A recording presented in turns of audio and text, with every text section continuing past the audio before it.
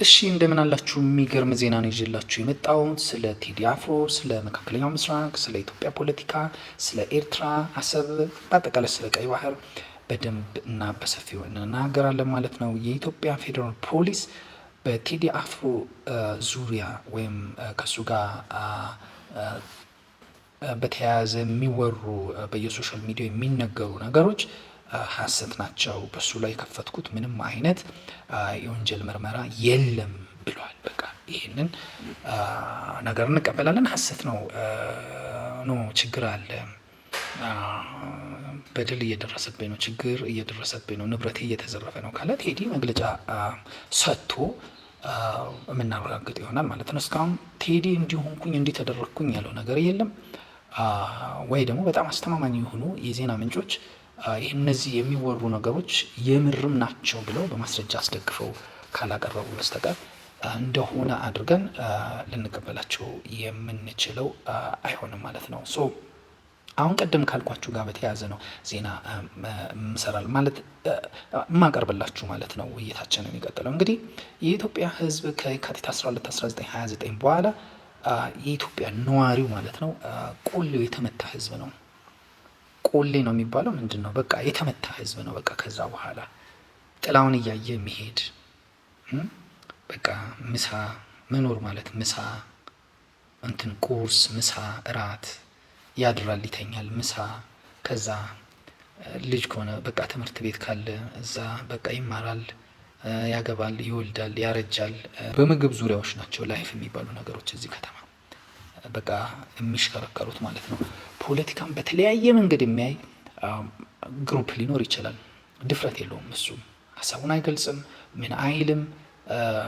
ሀሳብን ቢኖረው አፍራሽ ሊሆን ይችላል አንዳንድ ጊዜ በቃ ምክንያቱም የተሰራንበት ማይንድ ሴት ራሱ ከባድ ነው እዚህ ከተማ ውስጥ አሁን ማለት ነው። ማይንድ ሴታችን ማለት በቃ ማሸነፍ የሚባለው ነገር መገርሰስ ብለን ነው የምንወስደው። አሁን ምርጫ ላይ ተወዳድሮ ወይንም ለምርጫ ድምፅ ስትሰጥ ማለት ነው ፓርቲ ኤ ፓርቲ ቢ የሚባል ቢኖር ሁለቱም ፓርላማ መግባት አለባቸው። አንዱ ግን መንግስት መመስረት አለበት፣ ከአንዱ ግን ጠቅላይ ሚኒስትር እንፈልጋለን የሚል ሀሳብ አይደለም። አንዱን መገርሰስ የታባቱ እናቱ ምናምን የምንለው ፓርቲ ይኖረናል። አንደኛው ደግሞ የተነጠፍንለት በቃ እሱ የምንለው ስለምንወደው ብቻ አይደለም ስለምንፈራውም በቃ ሁሉ ነገራችን አሳልፈን የምንሰጠው ፓርቲ አለ። አሁን የመገርሰስና ያለመገርሰስ ጉዳይ ሳይሆን ልክ እንደና አሜሪካ ማለት ነው ሪፐብሊካንና ዲሞክራቶች ማለት ነው። አሁን የአሜሪካንን እንትን በሉ ትራምፕ 100% ሪፐብሊካኖች ማለት ነው ድምፅ ይዘው ቢገቡ ዘሁል አሸንፈው ቢገቡ የአሜሪካ ውድቀት ነው ተብሎ የሚነገረው። አሜሪካ ወደቀች፣ በቃ የክፍለ ዘመኑ ውድቀት ነው የሚባለው። በቃ ድል አይደለም። አሁን አሜሪካ ባለችበት በሶስት ድምፅ ቢበላለጡ ማለት ነው ከፍተኛ የሆነ ድል ነው በማይኖሪቲ ደረጃም ላለው ማለት ነው በማጆሪቲም ላለው። ምክንያቱም ለምሳሌ ማይኖሪቲው ለምሳሌ አሁን ያለው ዲሞክራቶች ከሆኑ በየጊዜው ሪዞሉሽን ሲያቀርቡ ታያላችሁ። ትራምፕ ኢራንን መምታት የለበትም ብለው ስንት ጊዜ ነው 5-6 ጊዜ ያቀርባሉ፣ ውድቅ ይሆንባቸዋል። ምክንያት የአሜሪካ ሕዝብ ይህን ጦርነት አይፈልገውም፣ ኢኮኖሚውን ይጎዳበታል፣ እንደዚህ ያደርስበታል፣ እንዲህ ብለው ያቀርባሉ፣ ሪዞሉሽን ይዘው ይቀርባሉ። ኖ ይሄ የአሜሪካንን ክብር ይነካል፣ ፕሬዚዳንታችን እንደፈለገ በዚህ ጦርነት ላይ ኃላፊነቱን እንዳይወጣ ያደርጋል። ይሄ ሪዞሉሽን ማለፍ የለበትም። ምክንያት አለ። ሲወድቅም ከዲሞክራቶችም እጅ ሊያወጡ ይችላሉ ደግፈው በቃ ይሄ ነገር ማለፍ የለበትም ብለው። ከሪፐብሊካኖችም በቃ እርስ በርስ አለ። ኢትዮጵያ ውስጥ ማለት ነው 100% ማለት ነው ለብልጽግና ድምፅ ሰጥተ የሆነ ነገር ያስፈልጋል በቃ መቃወም አለብኝ ይሄ ነገር ብለ መንግስትን ለመቃወም ብፈልግ ሪዞሉሽን የሚያቀርብል አንድም ተወካይ የለም ፓርላማ ውስጥ። ተቃውሞውን የምትገልጸው ምንድን ነው? እቤት ወይ በሀሜት ማለት ነው። ይህ አፈር የበላ መንግስት፣ ይህ ምናምን ይህ ድርቅ። ለምን እንደዛ ትላለን? አፈር የበላ ስኳር የበላ ምናምን ከምትል ቀጥታ ትመርጣለህ ተወካይ። ተወካዮች ቢያንስ 40% ተወካይ ቢኖረ 45% ተወካይ ቢኖረ ማይኖሪቲ ከሆነን ማለት ነው ሪዞሉሽን ይቀርባል። ያኛው ሪዞሉሽን ሲቀርብ ለምሳሌ በኤርትራ ጉዳይ አሰብ የኛ ግዛት ነው፣ የኢትዮጵያ መንግስት ይህንን ነገር መመለስ አለበት ነው። ኤርትራ አልተገነጠለችም፣ ህጋዊ አይደለችም። የኢትዮጵያ መንግስት ይህንን ማድረግ አለበት። በቃ ይሄ ያንን ሪዞሉሽን ጸድቆ ህግ መሆን አለበት። ከአሁን በኋላ የኢትዮጵያ ሰራዊት ወደዛ መንቀሳቀስ አለበት የሚባል አይነት ይሄ መሆን ይሆናል፣ ይሄ ሪዞሉሽን ይሆናል ላይሆንም የሚለው ነገር ይሄ ሀሳብ ቢመጣና የኢትዮጵያ ህዝብ ስሜት ቢሆን ሀሳብ ቢኖር ወደ ፓርላማ ቀርቦ የኢትዮጵያ መንግስት ገዢው ማለት ነው ስልጣን የያዘው ጠቅላይ ሚኒስትር ያለው ፓርቲ ማለት ነው ወይንም ማጆሪቲ ቮት ያለው ኃይል ይህንን ውድቅ ካደረገ አንቀበልም፣ አንዋጋም፣ አሰብ የኛ አይደለችም፣ ኤርትራ ከኛ ጋር ግንኙነት የላትም፣ ራሷ የቻለች ሀገር ናት፣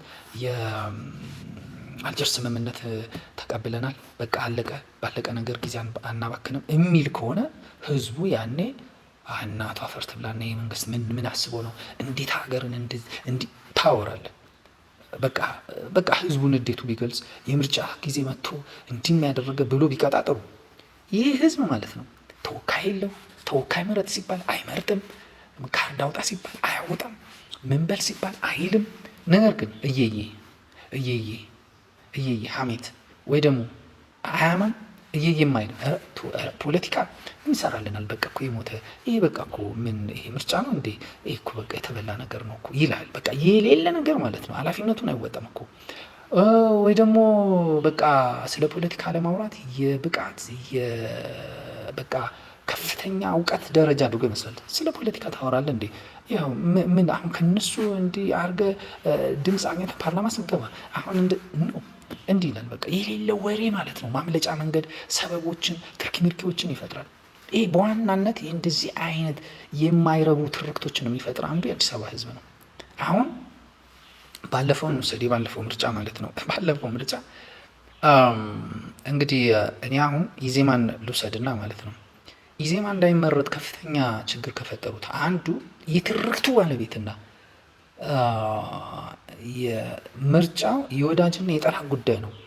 የአሸናፊና የተሸናፊ ጉዳይ፣ የማይኖሪቲና የማጆሪቲ ጉዳይ ሳይሆን አንዱ መገርሰስ አለበት፣ አንዱ መውጣት አለበት አይነት ይዞ የመጣ ፓርቲ ነበረ። በወቅቱ ስም መጥራት አልፈልግም እንጂ በየሚዲያው እየወጣ የብርሃኑ ነጋን እየዘረጠጠው አብይ አህመድን እንትን እያሉ ማለት ሳንዘረጥጥ በቃ ሀሳብ ብቻ ይዘን ያ ፓርቲ አላሸነፍም፣ ግን በአብዛኛው በከተማ አካባቢ ሁለተኛ ሆኖ ነው የጨረሰው። ያ ያሸነፈበት መንገድ ብታዩት ያኔ ቅንጅት ከነበረበት ጊዜ ተለየ አይደለም። ቅንጅትም ያኔ ህወሓትን ጠላት ማለት ነው እርኩስ ጥንብ እርኩሷን አውጥቶ እንትን ካለ በኋላ በቃ ይሄ ከቀጠለ በቃች ሀገር ትጠፋለች በሚል ስሜት ነበረ ቅንጅት ያኔ እንደዚህ አይነት ድምፅ ያገኘው። ባለፈውም ሁለተኛ የወጣው ፓርቲ እንደዛ አይነት ጠላትነት ሰብኮ አዲስ አበባ በዜሮ ማለት ነው በቃ ማይኖሪቲ የሚባል ድምፅ እንዳይኖራት አድርጎ ይህንን አጃጅሎ አደንቁሩ ለዚያ በቃው አሁንም መቀጠል አለበት ብዬ አላስብም። ህዝቡ ይነቃል ብዬ አስባለሁ። ማይኖሪቲ ድምፅ ሊኖረው ይገባል ብዬ አስባለሁ። መልሳለሁ።